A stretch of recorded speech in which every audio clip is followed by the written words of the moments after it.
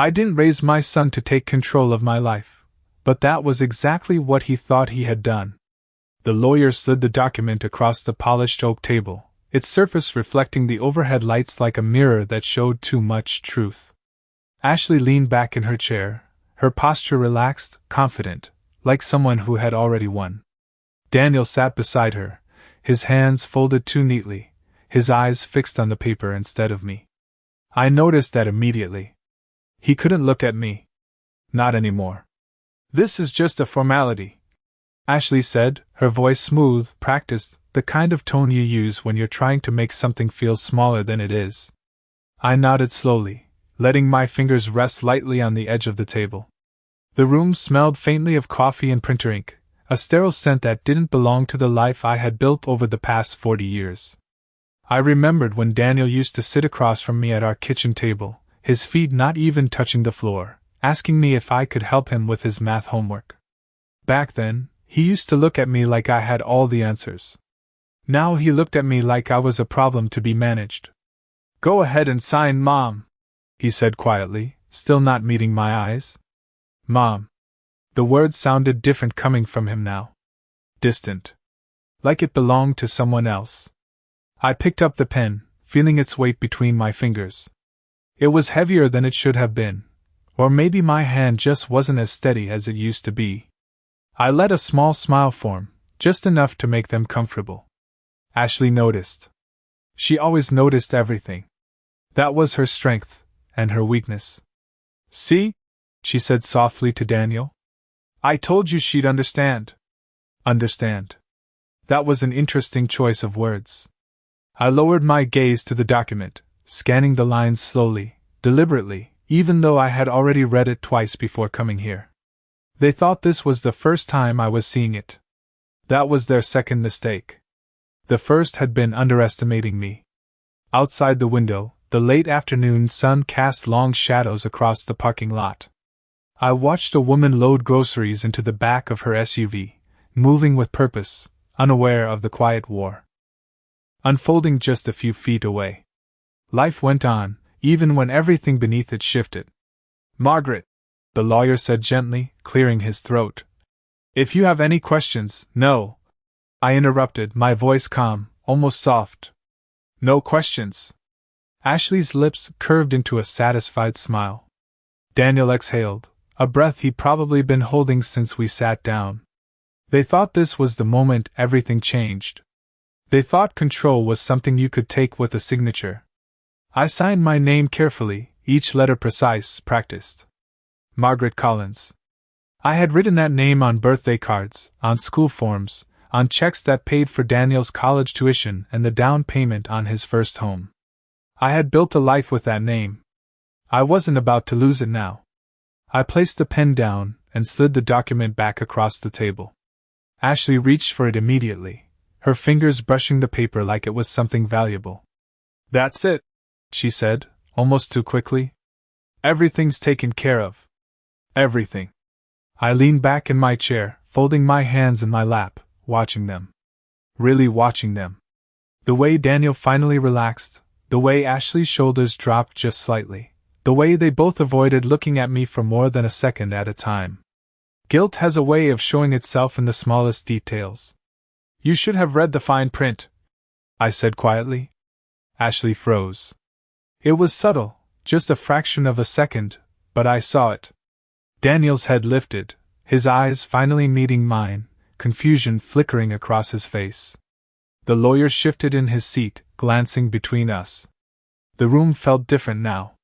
Still quiet, still controlled, but something had changed. Not for me. For them. I held Daniel's gaze, not with anger, not with disappointment, but with something steadier. Something colder. "What do you mean?" he asked, his voice unsure, like a man realizing he might have stepped into something he didn't fully understand. I didn't answer right away. I didn't need to.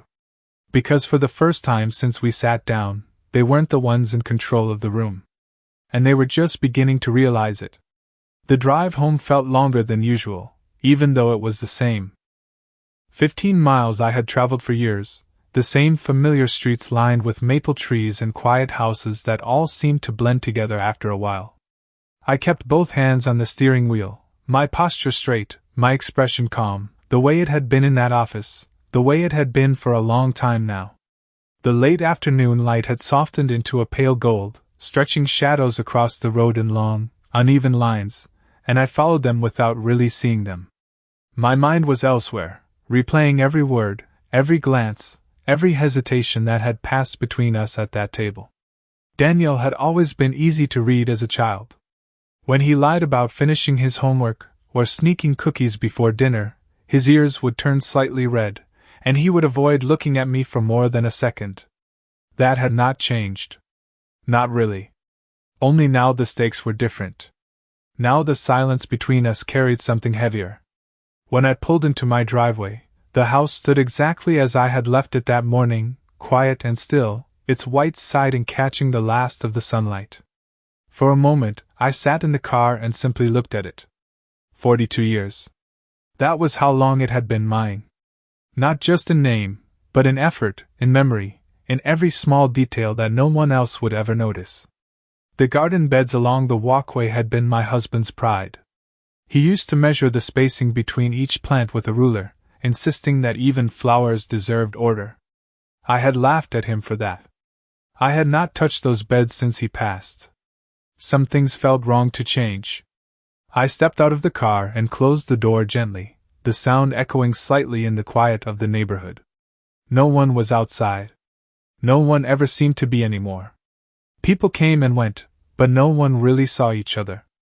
It was easy to disappear in a place like this, even when you had lived here your entire life.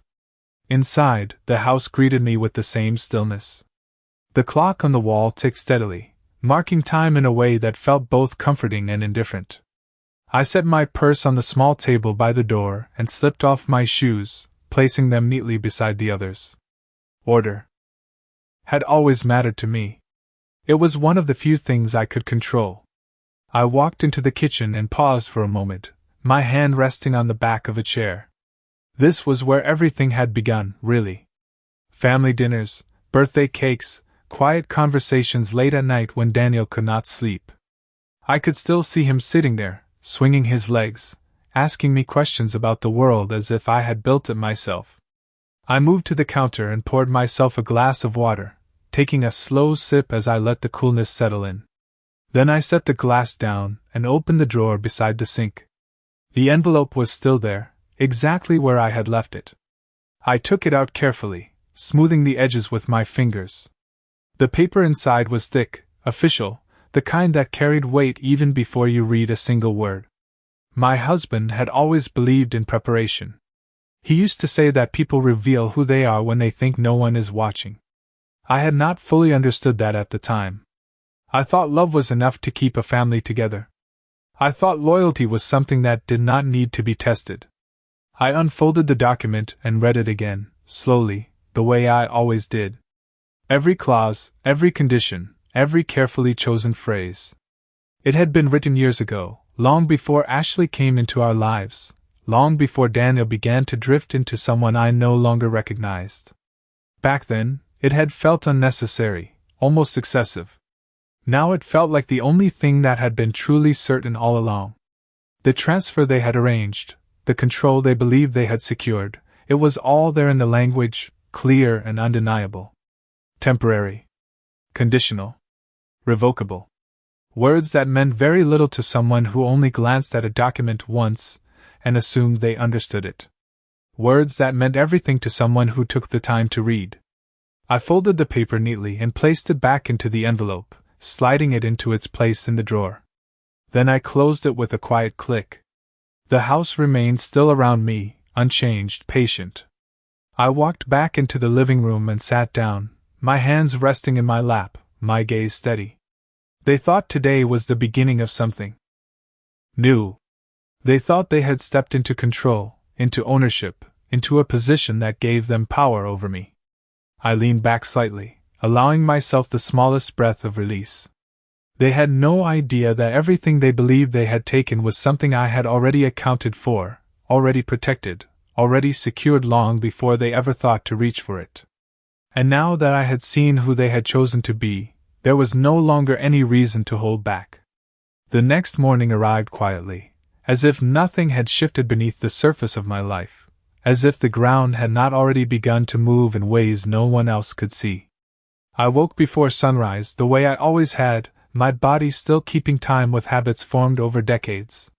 The house was cool, the air carrying that faint stillness that only exists in the early hours, before the world begins to make noise again.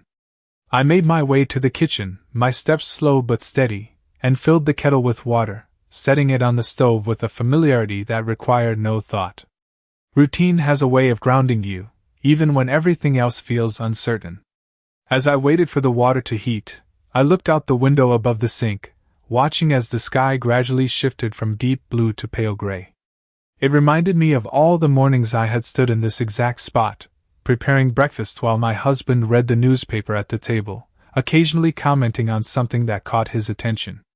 Daniel would come in half awake, his hair uncombed, asking what time it was even though the clock hung directly above the doorway. Back then, the house had been full of sound, of movement, of a kind of warmth that did not need to be explained. Now, it was quieter. Not empty, but different. I poured the hot water into my cup and carried it to the table, sitting down in the same chair I had used for years. The wood beneath my hands felt smooth, worn in places where time had passed repeatedly over the same surface. I wrapped my fingers around the mug, letting the heat settle into my palms, and allowed myself a moment to simply sit. Not to think, not to plan, just to observe the stillness. But even in that silence, my mind returned to the details I had begun to notice more clearly. The small things. The things that had once seemed insignificant. Daniel's calls had become shorter over the past year, more focused on logistics than conversation. Ashley had started using phrases like, "we decided," instead of asking for input. There had been subtle changes in how they spoke about the house, about finances, about responsibilities. At the time, I had told myself it was natural. That families evolve. That boundaries shift as people grow older. I had chosen not to question it too closely. Not because I did not see it, but because I did not want to believe what it might mean. I set my cup down gently and leaned back in my chair, my gaze drifting toward the hallway that led to the study. That room had always been my husband's domain. He kept everything organized, labeled, documented. Every receipt, every contract, every piece of paper that mattered had a place, and he knew exactly where to find it. After he passed, I had maintained that order, not out of obligation, but out of respect. Some systems are worth preserving. I stood and walked slowly toward the study, pushing the door open with a light touch. The room smelled faintly of old paper and polished wood, a scent that carried both comfort and memory. The desk sat exactly as it always had, the surface clean, the drawers aligned perfectly.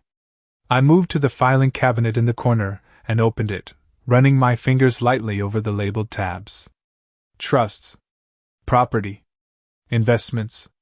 Words that held more weight than most people realized. I pulled one folder free and placed it on the desk, opening it carefully. Inside were documents that had been reviewed, revised, and finalized years ago, long before anyone thought to question who held control. I scanned the pages, not because I needed to, but because it reminded me of something important. This had never been accidental. Every detail had been considered. Every possibility had been accounted for. My husband had believed in protecting what we built, not just from outside forces, but from misunderstandings within the family as well. At the time, I had thought he was being overly cautious. Now, I understood. I closed the folder and returned it to its place, the motion deliberate, precise. There was a difference between reacting and preparing, and I had spent too many years doing the former when I should have been doing the latter. That was no longer the case. As I turned to leave the study, my phone vibrated softly on the kitchen table. I walked back and glanced at the screen. Daniel. I let it ring once, twice, before answering. "Good morning, Mom," he said, his voice careful, measured in a way that told me he was choosing his words. "I just wanted to check in. Make sure everything is all right after yesterday." I held the phone to my ear, my expression unchanged, my voice steady. "Everything is fine," I said simply. There was a pause on the other end, brief but noticeable. "Good," he replied. "That is good. Ashley and I were thinking we could come by later this week. Go over a few more details. Make sure everything is running smoothly." Running smoothly. Another interesting choice of words. I glanced toward the window again, watching as the sun finally broke through the horizon, casting light across the room in a way that revealed more than it concealed. "Of course," I said. "That would be fine." We exchanged a few more polite words before the call ended, each sentence carefully neutral, each tone carefully controlled. When I set the phone down, the house returned to its quiet rhythm, unchanged on the surface, but no longer the same beneath it. They believed they were managing a situation. They believed they were guiding me through something I could not handle on my own. I allowed a small, almost imperceptible smile to form as I reached for my cup again. They had begun to move pieces on a board they did not fully understand. And I had already seen the entire game long before they made their first move. By the time Thursday arrived, the house had settled into its usual rhythm again, the kind of quiet that feels almost intentional, as if the walls themselves are listening. I spent the morning moving through familiar tasks, wiping down the kitchen counters, adjusting the curtains in the living room, straightening things that were not really out of place. It was not about cleaning. It was about control. Small, precise actions that reminded me that some things still belonged entirely to me. Around noon, I walked into the bedroom and opened the closet, my hand pausing briefly on the row of neatly hung coats. My husband used to say that how a person kept their home revealed more about them than anything they said out loud. I had always believed that. Order meant clarity. Clarity meant awareness. And awareness meant you were never truly caught off guard. I chose a simple navy blouse and pressed it lightly with my hands before putting it on, smoothing the fabric over my shoulders as I looked at myself in the mirror. The woman staring back at me did not look confused. She did not look uncertain. She looked exactly the way I felt. Calm. Measured. Ready. The sound of a car pulling into the driveway broke the silence just after 2 in the afternoon. I did not rush to the door. I never rushed anymore. Instead, I walked steadily through the hallway, each step deliberate, each movement controlled. When I opened the door, Ashley was already halfway up the path, her heels clicking softly against the concrete, her expression composed in that way she had perfected over the years. Daniel followed a few steps behind, his posture slightly tense, his hands tucked into the pockets of his jacket as if he needed somewhere to put them. "Hi, Margaret," Ashley said, her voice warm, almost too warm. "We hope we are not interrupting anything." I stepped aside, allowing them to enter without comment. The house seemed to shift slightly as they walked in, not physically, but in a way that only someone who has lived in a place for decades can feel. An intrusion that was subtle, but undeniable. "It is good to see you, Mom," Daniel added, offering a brief smile that did not quite reach his eyes. I nodded once and led them into the living room, where the afternoon light filtered through the windows, casting soft patterns across the floor. Ashley glanced around as she always did, taking in the details, assessing, measuring. She had been doing that from the very beginning. I just had not chosen to see it clearly until now. "We brought some additional paperwork," she said, setting her bag down on the coffee table and pulling out a thin folder. "Just a few more things to review. Nothing complicated." Nothing complicated. Another phrase designed to minimize, to smooth over, to make everything feel inevitable. I sat down in my usual chair, folding my hands neatly in my lap, and watched as she arranged the papers in front of me. Daniel remained standing for a moment before lowering himself onto the edge of the sofa, his gaze shifting between Ashley and me, as if trying to anticipate what might happen next. "We just want to make sure everything is aligned," Ashley continued, sliding one document slightly closer to me. "So there are no misunderstandings moving forward." I looked down at the paper but did not reach for it immediately. Instead, I let the silence stretch for just a moment longer than was comfortable. It was a small thing, but silence has a way of revealing more than words ever could. Ashley adjusted her posture slightly, crossing one leg over the other. Daniel cleared his throat quietly. Of course, I said at last, my voice even, my tone unchanged. I picked up the document and began to read, slowly, carefully, the way I always had. I could feel Ashley watching me, waiting for some sign of confusion, of hesitation, of dependence. She would not find it. The language was familiar, predictable, designed to appear final while leaving just enough space for interpretation. I turned the page without comment, my movements steady, unhurried. Do you have any questions? Ashley asked after a moment, her voice still smooth, but with a slight edge now, something sharper beneath the surface. I looked up at her then, meeting her eyes directly. No, I said again. Daniel shifted beside her, his fingers tapping lightly against his knee, a habit he had never quite outgrown. I placed the document back on the table and leaned back in my chair, my gaze moving between them, taking in every detail, every subtle change in expression. They were waiting for something. Agreement. Gratitude. Compliance. I gave them none of it. Instead, I allowed a faint, almost imperceptible smile to return, the same one I had worn. In the lawyer's office. It all seems very thorough, I said quietly. Ashley's shoulders relaxed just slightly at that, the tension easing from her posture. Daniel exhaled again, his relief just as visible as it had been before. They believed they were moving forward, that each step brought them closer to something they could hold on to, something they could claim. I reached for the pen on the table, turning it once between my fingers before setting it back down without using it. A small pause. A small shift. But enough. Because this time, I was not the one following their lead. I was simply allowing them to believe that I was. I let the silence settle after my words, not long enough to feel confrontational, but long enough to make them fill it with their own assumptions. Ashley reached for the folder again, flipping one of the pages with a practiced motion, as if she needed to keep things moving, to maintain the sense of direction she believed she was controlling. There is just one more section we should finalize today, she said, her tone returning to that careful balance of pleasant and persuasive. It outlines how we will be handling the property expenses going forward. Taxes, maintenance, utilities. It will make things easier for you. Easier for you. I had heard that phrase more times in the past year than I could count. It was always presented as kindness, as consideration, as something thoughtful.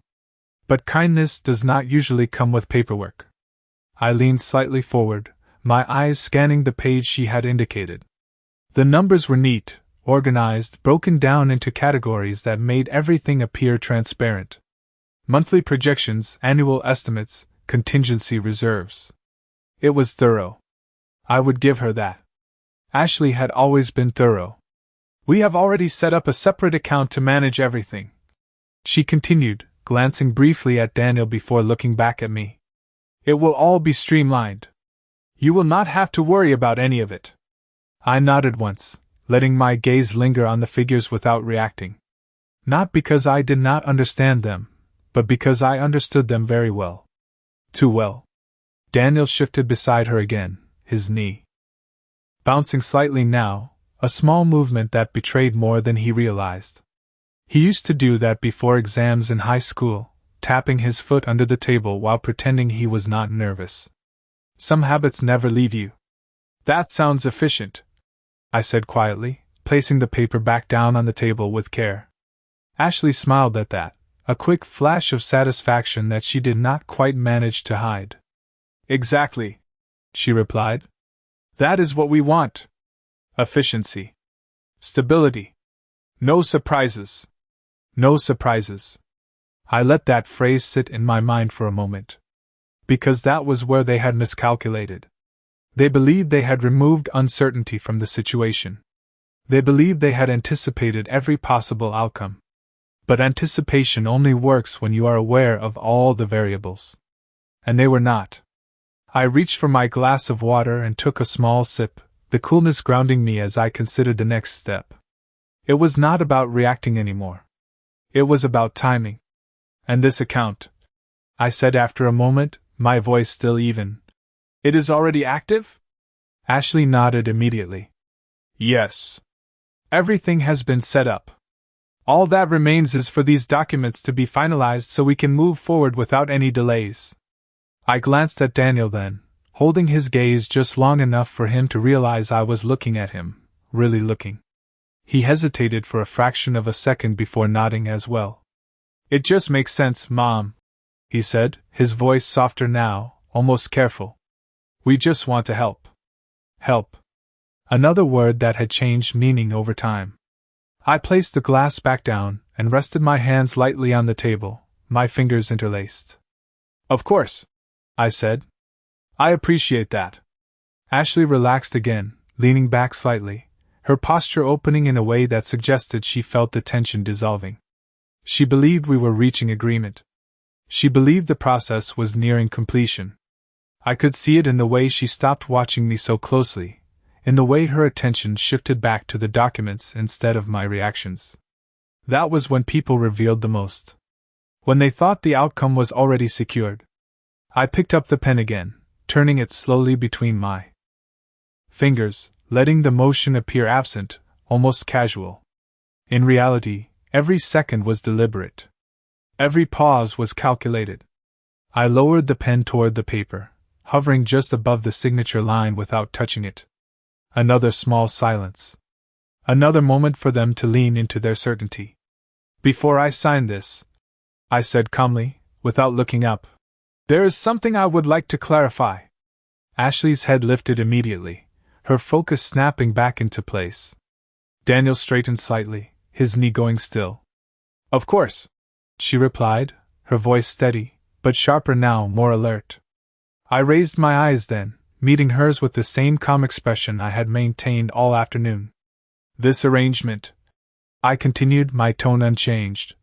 It assumes that control has already been transferred. That decisions are now being made on my behalf. Ashley held my gaze, her smile returning, though this time it felt more measured. Yes, she said. That is correct. It is simply a matter of formalizing what we discussed. I nodded slowly, as if considering her words carefully, even though I already knew exactly what I was going to say next. I let the pen rest lightly against the paper, still not signing, still not committing. I see, I said softly. And for the first time since they walked into the house, I allowed a slight shift in my tone, not enough to alarm them, but enough to introduce something new into the room. Something they could not quite define. Then I think it is very important, I added, that we all fully understand what has and has not been transferred. The air in the room changed again, subtle but unmistakable, like the moment before a storm when everything becomes just a little too still. Ashley's expression did not falter, but her fingers tightened slightly around the edge of the folder. Daniel did not speak. He did not need to. Because for the first time, they were no longer entirely certain of where this was going. And that was exactly where I needed them to be. I let the silence stretch just long enough for the weight of my words to settle between us, not heavy, not confrontational, but unmistakably present. Ashley was the first to move, her fingers adjusting the edge of the folder, as if aligning it would restore the balance she felt slipping. I am not sure I understand what you mean, she said, her voice still controlled, but no longer as smooth as before. That was the first shift. Subtle, but real. I did not respond immediately. Instead, I lowered my gaze to the document again, tracing a single line of text with the tip of the pen without actually reading it. Timing mattered more than explanation. It is quite simple, I said at last, my tone calm, almost reflective. Control is a very specific word. It carries legal weight, practical weight, and sometimes assumptions. I looked up then, meeting her eyes with quiet steadiness. Daniel leaned forward slightly, his elbows resting on his knees now, his attention no longer divided. He was listening in a way he had not been before. That was the second shift. When your father and I structured our estate, I continued, letting the words come slowly, we did not leave things undefined.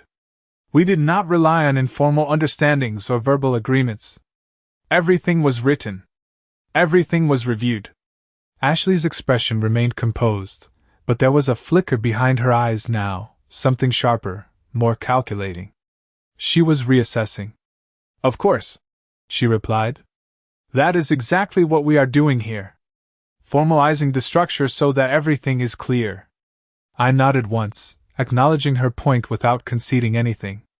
Yes, I said. Clarity is important. I let the pen rest fully on the table now, removing it from the equation entirely. This was no longer about signatures. This was about understanding. That is why I find it interesting, I added, my voice still even, that this document assumes a level of authority that has not actually been granted. The room grew quieter. Not visibly, not dramatically, but in a way that tightened the space between us. Ashley's fingers stilled against the folder. Daniel's gaze shifted from her to me, uncertainty beginning to surface more openly now. The authority has been outlined, Ashley said, her tone firmer this time, as if reinforcing a position she was no longer entirely certain of. We discussed this. You agreed to move forward. I agreed to review. I corrected gently. And I agreed to consider arrangements that would make things easier. I held her gaze as I spoke, not with challenge, but with clarity. Those are not the same thing. Daniel exhaled quietly, the sound barely audible, but enough to signal the tension building beneath his calm exterior. Mom, he began, his voice cautious. We are just trying to make sure everything is taken care of. That you are not overwhelmed.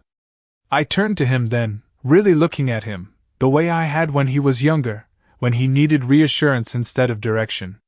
Do I seem overwhelmed to you? I asked. He hesitated. Not long, but long enough. That was all I needed. I returned my attention to Ashley, who was now sitting a little straighter, her posture no longer relaxed. The documents you have prepared, I continued, they are thorough. I will give you that. But they are also based on a misunderstanding of what has already been established. Ashley's lips pressed together briefly before she responded. And what exactly do you believe has been established? There it was. The question beneath all the others. I allowed a small pause, not to create drama, but to let the answer carry its own weight. Ownership, I said simply. The word settled into the room, quiet but immovable. Daniel's brow furrowed slightly, confusion giving way to something closer to concern. Ashley did not respond immediately this time. Instead, she reached for one of the documents, flipping through the pages with more urgency than before, as if the answer might reveal itself if she just looked closely enough. The property has been transferred into a managed structure, she said after a moment, her voice measured again, but tighter now. That is what this reflects. I watched her calmly, allowing her to finish, to build her explanation, to rely on the certainty she had brought into this room. Then I shook my head once, not dismissively, but definitively. Managed? I repeated. Yes. That is the correct word. I leaned back slightly in my chair, my hands returning to my lap, my posture composed. But management is not ownership. The distinction hung between us, clear and unavoidable. Daniel looked at Ashley, then back at me, the pieces beginning to shift in his understanding. What are you saying? He asked quietly. I met his gaze, my expression unchanged, my voice steady. I am saying that nothing you have done has transferred ownership away from me, I replied. Not the house. Not the accounts. Not any part of what your father and I built. Ashley's movements slowed, her fingers still resting on the open pages, her eyes scanning words that had not changed but now carried a different meaning. That is not how this was explained, she said, almost to herself. No, I said softly. It is not. And for the first time since they arrived, I allowed the full weight of that truth to settle, not as an accusation, not as a confrontation, but as something far more difficult to ignore. Reality, when finally seen clearly, does not need to be raised to be heard. For a moment, no one spoke. The quiet in the room felt different now, no longer comfortable or controlled, but stretched thin, like something that could break with the slightest pressure. Ashley's eyes moved across the document again, slower this time, as if the words might rearrange themselves into something more favorable if she just looked long enough. Daniel sat back slightly, his posture no longer confident, his hands now clasped together in a way that suggested he was trying to hold on to something that was slipping. I remained still, watching them both without urgency. There was no need to rush. Truth does not require speed. That does not make sense, Ashley said finally, her voice quieter, more measured, but lacking the certainty it had carried before. The structure was designed to give us full control over financial decisions. I inclined my head slightly, acknowledging her statement without agreeing to it. Control over decisions is not the same as ownership of assets, I said. You were given the ability to manage certain responsibilities. That is all. Daniel looked at me then, his expression searching, almost uncertain in a way I had not seen in years. But the lawyer said, he began, then stopped, as if realizing halfway through that he did not fully remember what had actually been said. I held his gaze, not unkindly, but without softening the reality of the situation. Which lawyer? I asked gently. He hesitated again, and this time Ashley answered for him. The firm we consulted when we began organizing everything, she said, her tone defensive now, though she tried to keep it steady. They reviewed the documents and confirmed the structure. I nodded once, slowly. I am sure they reviewed what was presented to them, I replied. But I wonder if they were given the full set of documents to consider. That was the third shift. It was not visible in any dramatic way, but it moved through the room all the same. Ashley's fingers tightened slightly on the edge of the paper. Daniel's shoulders stiffened. The certainty that had filled the space when they arrived was no longer there. In its place was something else. Something quieter, but far more unstable. What do you mean by that? Ashley asked, her voice controlled again, but now carrying an edge that had not been there before. I leaned forward slightly, resting my hands on the table, my movements slow and deliberate. I mean, I said, that what you are looking at is only part of the structure, not the foundation. Ashley's eyes flickered, just for a second, and then she straightened in her seat, her posture returning to something more rigid. If there were additional documents, she said, we would have been made aware of them. I allowed a small pause before responding, not to challenge her, but to let the implication settle. Would you? I asked quietly. The question did not require an answer. It simply existed, filling the space between us with a kind of clarity that words alone could not provide. Daniel shifted again, his gaze moving between Ashley and me, as if trying to reconcile two versions of the same situation that no longer aligned. Mom, he said after a moment, his voice softer now, almost uncertain. Is there something we do not know? I held his gaze for a second longer than necessary, not out of hesitation, but out of intention. He deserved to understand. Not everything, not yet, but enough. There are things you have not taken the time to understand, I said. Ashley let out a small breath, almost a quiet exhale of frustration, though she quickly masked it. Then perhaps you should explain, she said, her tone controlled again, but now carrying a firmness that bordered on insistence. I sat back once more, my posture relaxed, my hands returning to my lap. I did not feel the need to defend anything. I did not feel the need to prove anything. There is no urgency, I replied. Everything is exactly as it should be. Ashley's expression tightened slightly at that, the calm she had maintained beginning to show its first real cracks. With all due respect, she said, we need clarity before moving forward. We cannot finalize anything if there are unknown variables. Unknown variables. I almost smiled at that. Not out of amusement, but out of recognition. She was beginning to see the situation for what it was. Not fully, but enough to feel the shift. You are right, I said simply. Clarity matters. I let that agreement sit for a moment before continuing. But clarity does not come from rushing to conclusions. It comes from understanding the full picture. Daniel nodded slightly, almost instinctively, as if the logic of that statement reached him in a way the documents had not. Ashley did not nod. She remained still, her gaze fixed on me, assessing, recalculating. I could see it happening. The careful adjustment of expectations. The quiet restructuring of assumptions. It was not complete yet, but it had begun. Then we will need to review everything, she said at last, her tone firm again, though no longer confident in the same way. All documents. All agreements. From the beginning. I inclined my head slightly, acknowledging the request without resistance. Of course, I said. That would be the appropriate next step. The room settled again, but not into the same calm it had held before. This was something different. A new balance. One where control was no longer assumed, but questioned. One where certainty had been replaced by doubt. I watched them both for a moment longer, noting the subtle changes in posture, in expression, in the way they held themselves. Then I reached for my glass once more. Taking a slow, measured sip, my gaze steady, my movements unhurried. They had come here believing they were closing something. Instead, they had just opened a door they did not know existed. And now that it was open, there was no closing it again. No one reached for the papers this time. They remained exactly where Ashley had placed them, untouched, as if something invisible had settled over them and made movement feel premature.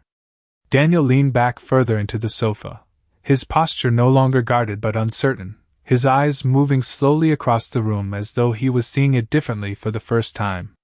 Ashley, however, did not retreat. She sat upright, her shoulders squared, her attention fixed on me with a focus that had shifted from confidence to calculation. She was not the kind of person who accepted uncertainty easily. That was what had made her effective. It was also what made this moment difficult for her. Then we should review everything together, she said finally, her tone measured but firm, as if re-establishing structure through words alone. There is no reason to delay if there are additional documents involved. I inclined my head slightly, considering her suggestion without immediately agreeing to it. There is no delay, I said calmly. There is only sequence. She frowned slightly at that, not out of confusion, but out of resistance. She was used to directing the pace, to moving forward without interruption. This was different. Daniel looked between us, his expression more open now, less guarded. What does that mean? He asked quietly. I shifted slightly in my chair, the movement small but deliberate, and let my gaze move briefly toward the hallway that led to the study before returning to them. It means that some things are meant to be understood in order, I said. Not all at once. Ashley exhaled softly, the sound controlled but edged with impatience. With all due respect, she said, we are dealing with legal and financial matters. Order is important, but so is completeness. We cannot make informed decisions without all the information. I held her gaze, steady and unshaken. That is precisely why I am not rushing, I replied. The room fell quiet again, but this time the silence felt heavier, more deliberate. Daniel rubbed his hands together slowly, a gesture that revealed more tension than he likely intended. Mom, he said after a moment, if there is something we missed, we should correct it. That is all we are trying to do. I looked at him then, not with disappointment, but with a kind of clarity that comes when something long suspected finally reveals itself. You are trying to move forward, I said, without understanding where you are standing. He did not respond. He did not need to. Ashley's posture shifted again, her back straightening further as she leaned slightly forward. Then help us understand, she said, her tone now sharper, more direct. Because from where we are sitting, everything was reviewed, everything was agreed upon, and everything was structured properly. I let a small pause settle between us before answering, not to challenge her, but to let the weight of her words linger. From where you are sitting, I repeated softly. That may be true. I rose slowly from my chair, the motion unhurried, and turned toward the hallway. I could feel their attention follow me, the shift immediate and complete. Movement changes a room more than words ever can. There is something I would like to show you, I said, my voice calm, steady, without urgency. Ashley stood almost immediately, her reaction instinctive, as though she did not want to be left behind in whatever came next. Daniel followed a second later, his steps slower, more cautious. I walked into the study without looking back, knowing they would follow. The room greeted us with the same quiet order it always had, the desk untouched, the shelves aligned, the filing cabinet exactly where it had been for years. I moved to it without hesitation, opening the drawer with a soft, familiar motion. Ashley stepped closer, her eyes scanning the contents with a renewed intensity, her earlier confidence replaced by something more focused, more alert. Daniel remained a step behind her, his gaze moving between me and the documents, trying to anticipate what would come next. I selected a single folder and placed it on the desk, resting my hand on top of it for a brief moment before opening it. The paper inside did not look different from what they had already seen. That was the point. The difference was not in appearance. It was in detail. "This," I said quietly, "is what you have not seen." Ashley leaned in slightly, her eyes moving quickly across the first page, her expression tightening as she read. Daniel stepped closer as well, his brow furrowing as he tried to follow along. I did not explain. I did not interpret. I simply let them read. Because some truths are more effective when discovered than when delivered. The room remained silent except for the faint sound of paper shifting under Ashley's hands. Her movements slowed after a moment, then slowed again, until finally she stopped altogether. Daniel's breathing changed, subtle but noticeable, as the meaning began to settle in. I stepped back slightly, giving them space. My presence no longer needed to guide the moment. They were beginning to see it for themselves. And once seen, it could not be unseen. The silence in the study deepened as Ashley's eyes moved across the final page, her earlier precision replaced by something slower, more deliberate, as though each word now required effort to process. Daniel stood beside her, leaning slightly closer, his gaze following the same lines, but without the same speed, without the same practiced familiarity. He was reading it for meaning. She was reading it for implications. That was the difference between them. I remained where I was, a step back from the desk, my hands resting loosely at my sides, my posture unchanged. There was nothing left for me to do in this moment. The documents were doing the work on their own. Ashley turned one page back, then forward again, as if confirming what she had just read could not possibly be correct. Her fingers tightened slightly against the paper, not enough to crease it, but enough to reveal tension she had not shown before. "This clause," she said finally, her voice lower now, controlled but no longer smooth. "It states that all managerial authority is conditional." I did not move. I did not interrupt. I simply let her continue. "Subject to revocation," she added, reading more carefully now. "At the sole discretion of the primary holder." The words settled into the room with a clarity that did not require explanation. Daniel's head lifted slightly, his eyes moving from the page to me, confusion now fully formed in his expression. "Primary holder?" he asked, his voice uncertain. Ashley did not answer him immediately. She was still reading, still scanning for something that would restore the structure she had built in her mind. But the structure was not there anymore. It had never been there in the way she believed. "Margaret Collins," she said at last, her voice quieter than before. "You are listed as the sole and permanent holder." I inclined my head once, acknowledging the statement without emphasis. "Yes," I said simply. Daniel stepped back slightly, the movement small but significant, as though he needed space to process what he was hearing. "Then what we signed yesterday," he began, his voice slower now. "That did not." He did not finish the sentence. He did not need to. Ashley closed the folder halfway, her fingers still resting on the edge, her posture no longer as rigid as it had been when she first entered the house. "It established a management structure," she said, her tone measured, careful, each word chosen with precision. "But it did not transfer ownership." I watched her as she said it, noting the shift not just in her understanding, but in her acceptance.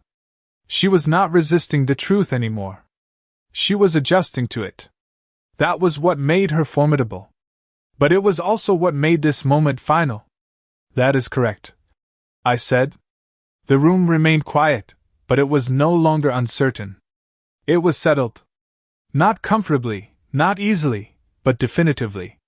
Daniel ran a hand through his hair, a gesture I had not seen since he was much younger, when things did not make sense and he did not know how to respond. So we never had control, he said, more to himself than to either of us. I let a small pause pass before answering, not to correct him, but to clarify. You had responsibility, I said. That is not the same thing. Ashley closed the folder completely this time, her hands resting on top of it. As she looked at me, her expression no longer confident, but no longer defensive either. It was something else now. Something closer to understanding. You knew, she said quietly. It was not a question. I met her gaze, my expression steady, my voice calm. I read everything before I signed it, I replied. Daniel let out a slow breath, the tension in his shoulders easing, though not entirely. Then why did you agree to any of this? He asked. There was no accusation in his voice, only confusion, and beneath that, something softer. I considered the question for a moment, not because I did not have an answer, but because it deserved one that was clear. Because I wanted to see how you would handle responsibility, I said. And because I wanted to understand what you believed control meant. Ashley's gaze lowered briefly to the folder before returning to me. Daniel said nothing. He did not need to. The answer had already settled where it needed to. I stepped forward then, closing the distance between us just enough to rest my hand lightly on the desk beside the folder. Nothing has been taken from me, I said, my voice even, without force, without emphasis. Everything remains exactly where it has always been. I let the word settle, not as a warning, not as a declaration, but as something simpler. A fact. You never lost anything, Daniel said quietly, almost as if he was testing the thought out loud. I looked at him, my expression unchanged, my tone steady. No, I said. I did not. Ashley straightened slightly, her composure returning, though it was different now, built on awareness rather than assumption. She picked up the folder and held it carefully, as though it now carried a different kind of weight. Then we need to reconsider how we move forward, she said. I nodded once, a small, measured gesture. Yes, I replied. You do. The distinction was subtle, but intentional. They would decide their next steps. I had already decided mine. The room fell quiet again, but this time the silence felt complete. Not empty. Not uncertain. Just finished. I turned away from the desk and walked toward the doorway, my steps unhurried, my posture steady. I did not need to look back to know they were still standing there, still processing, still adjusting. Some realizations take time. Others arrive all at once. This one had done both. And as I stepped out of the study and into the hallway, I allowed myself a final, quiet thought, one that did not need to be spoken to be understood. I never lost control. I simply allowed them to believe that I had.